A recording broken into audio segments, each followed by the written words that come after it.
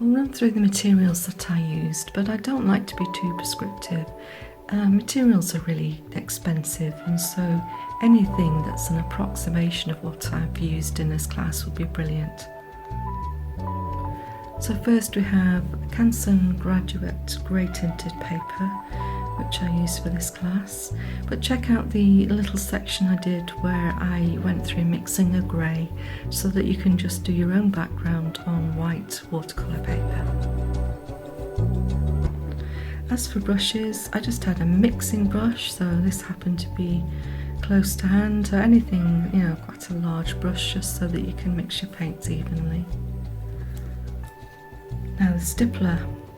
If you don't have stippler brush, check out if anyone in the house has makeup brushes, because old makeup brushes pretty much follow the standard of artists' brushes. When I say standard, I mean the shapes, and there's often like a deerfoot or a stippler brush in with makeup sets.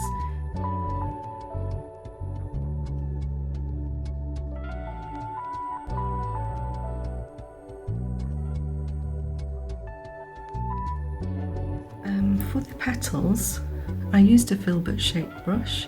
This is number 2, Master Dutch Aquamarine.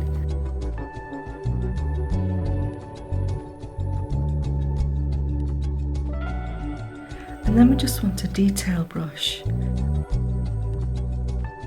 Any small brush that you happen to have, it could be a lot larger than this actually, as long as it's got a nice point to it. It's just for making little details at the end. Right, these are the 3 colours that we're going to be using. These are watercolours, and if you happen to have Brusho, and this is my favourite moss green, which you'll have seen in other classes of mine, then all well and good, but if you haven't, it does not matter. I have used here green gold, perylene green, and a pure yellow. So again, we don't have to have these particular greens or yellows. Any light colour, or if you don't have a light green, you could always use a darker green and mix in some yellow. And the pure yellow, I think, is a lovely kind of base for the heads as well. So those are the 3 that we're going to use primarily, along with Dr. P.H. Martin's Bleed Proof White. And you don't need to have this either. Here I've got an alternative that you could use. This is Daniel Smith Titanium White Gouache, or you could use a white watercolour. So again, don't worry if you don't have the Dr. P.H. Martin's. So these optional, and you can always make up with what you've got in your set of paints. So if you're going to do your own background, if you've only got white paper, then I used here black and white. I've got an ivory black and an opaque white.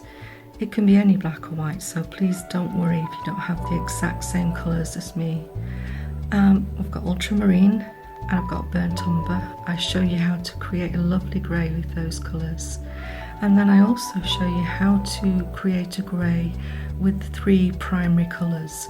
So I'm just going to borrow this yellow from here, put that next to there, put this blue here, and this is what I'm going to use just to show you another alternative to grey. So let's get on with our little practice run.